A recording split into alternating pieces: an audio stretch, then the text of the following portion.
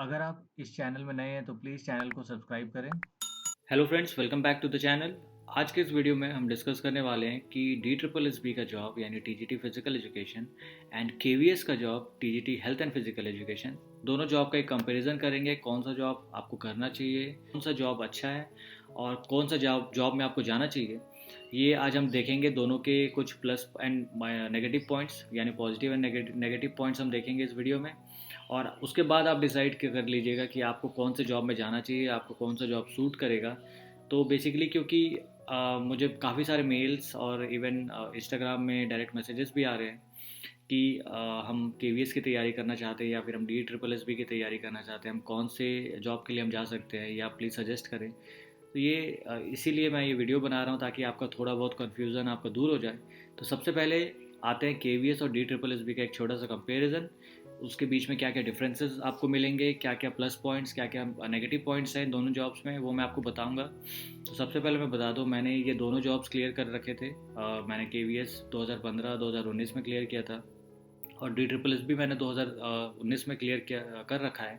तो बेसिकली जो के वी एस का जॉब है वो आपका एक सेंट्रल गवर्नमेंट का जॉब है और ये ministry of human resource development के अंदर में आता है, जो कि एक सेंट्रल गवर्नमेंट का काफ़ी अच्छा एक सेटल वेल सेटल जॉब है। डी ट्रिपल एस बी का जॉब आपका दिल्ली सबऑर्डिनेट यानी दिल्ली गवर्नमेंट के अंदर में आता है और ये बेसिकली सेंट्रल गवर्नमेंट के अंदर नहीं, लेकिन सारे पर्क्स इसमें सेंट्रल गवर्नमेंट से सेम ही हैं। और ये बेसिकली एक यूनियन टेरिटरी है, तो यहाँ पे आपको कुछ एडेज एडवांटेज भी मिलते हैं दिल्ली में। और अगर आप के वी एस या फिर डी ट्रिपल एस बी में as a T G T या फिर as a P G T, D triple S B में as a physical education join करना चाहते हो, तो के वी एस में आपको एंट्री लेने के लिए आपको पहले रिटर्न क्वालिफाई करना पड़ेगा। Then you have to also qualify the interview. तो ये दो चीज़ें अगर आप क्वालिफाई करते हो तो ऑल इंडिया बेसिस में आपका एक बनता है, एक मेरिट लिस्ट बनता है। उस मेरिट लिस्ट में अगर आप सिलेक्टेड होते हो, अगर आपके मार्क्स अच्छे आते हैं तो आपको सिलेक्ट किया जाएगा। लेकिन डी ट्रिपल एस बी में आपका कोई इंटरव्यू नहीं है, आप सिर्फ रिटर्न अगर आप क्लियर करते हो, आपने अगर पासिंग मार्क्स आपने लाए हैं, आपने कट ऑफ के ऊपर लाया है, तो you will be getting selected for it. तो ये काफ़ी अच्छा है। डी ट्रिपल एस बी में बहुत सारे लोग होते हैं जिनका कम्युनिकेशन या फिर इंटरव्यू स्किल्स का अच्छे नहीं होते वो, लेकिन पढ़ाई में अच्छे होते हैं, तो उनके लिए ये जॉब काफ़ी अच्छा है। और जहाँ अगर हम के वी की बात करें तो के वी एस में भी ऐसे लोग होते हैं जिनका थियोरेटिकल पार्ट उतना अच्छा नहीं होता, लेकिन वो बोलने और उनका कम्युनिकेशन स्किल काफ़ी अच्छा होता है, वो अपने आप को बहुत अच्छे से प्रेजेंट कर सकते हैं। तो मैं बोलूँगा अगर वो थ्योरी में उतने अच्छे नहीं है लेकिन फिर भी वो पासिंग मार्क्स एक स्कोर कर पा रहे हैं, तो वो इंटरव्यू में एक अच्छा मार्क्स टान सकते हैं। जो थ्योरी में काफ़ी अच्छे हैं, उनका थ्योरी पार्ट बहुत ज़्यादा ही स्ट्रॉन्ग है, तो उनके लिए डी ट्रिपल एस बी काफ़ी एक अच्छा ऑप्शन रहेगा और वो इजीली सिलेक्टेड भी हो जाएंगे, क्योंकि डी ट्रिपल एस बी में जो सीट्स होते हैं काफ़ी अच्छे नंबर्स में आते हैं। और नेक्स्ट अगर बात करें सैलरी की, सैलरी ऑलमोस्ट सेम है, दोनों में 7th पे कमीशन लागू है आज की डेट में। और लेकिन अगर आप डी ट्रिपल एस बी की जॉब अगर आप ज्वाइन करोगे तो डी ट्रिपल एस बी में आपको तो होम अलाउंसेस यानी जो अदर एडेज जो अलाउंसेस मिलते हैं वो काफ़ी ज़्यादा मिलते हैं, क्योंकि एक यूनियन टेरिटरी के अंदर में आ जाता है। और यहाँ पे अगर आप काम करेंगे तो बेसिकली आप दिल्ली के अंदर ही काम करेंगे। यहाँ पे कोई पोस्टिंग वगैरह नहीं है, आप दूसरे स्टेट में नहीं जा सकते। तो ये एक बेसिकली एक वेल सेटल्ड जॉब है, आप विद इन दिल्ली ही रहोगे हमेशा। अगर आपका पोस्टिंग भी होता है तो आपको दिल्ली के अंदर ही मिलेगा, तो आपको ज़्यादा यहाँ से वहाँ आपको घूमने का ज़रूरत नहीं है। लेकिन अगर आप के वी एस में जॉब कर रहे हो तो एवरी 3 और 4 ईयर्स आपको पोस्टिंग मिलेगा, आपका जो वर्किंग एड्रेस है वो हमेशा चेंज होते रहेगा। तो जिनको घूमना पसंद है, जिनको अपने आप को रिलोकेट करना पसंद है, वो के वी एस के लिए जा सकते हो।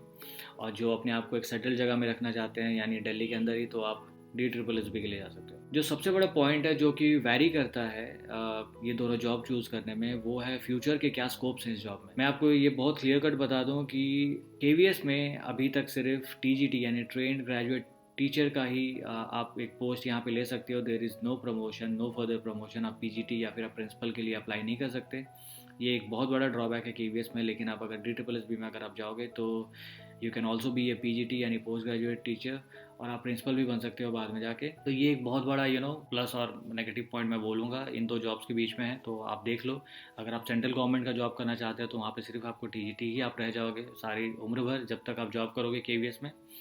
लेकिन अगर आप डी ट्रिपल एस बी आप ज्वाइन करते हो तो आपको प्रमोशन का आपके पास स्कोप रहेगा। और जो वर्किंग आवर्स की अगर बात करूँ तो के वी एस का जो वर्किंग आवर्स है वो सेम है। आप जानते हो 7 बजे से लगभग आपको पहुँच जाना होता है स्कूल में, और 1:30 बजे अगर 1:40 में स्कूल की अगर छुट्टियाँ होती है, बच्चे चले जाते हैं, उसके बाद आपको 2 या 2:30 तक आपको रुकना पड़ता है। यहाँ पे सिर्फ आपको मॉर्निंग शिफ्ट मिलेगा, लेकिन डी ट्रिपल एस बी में जो वर्किंग आवर्स है वो is around same 5 to 6 hours सुबह।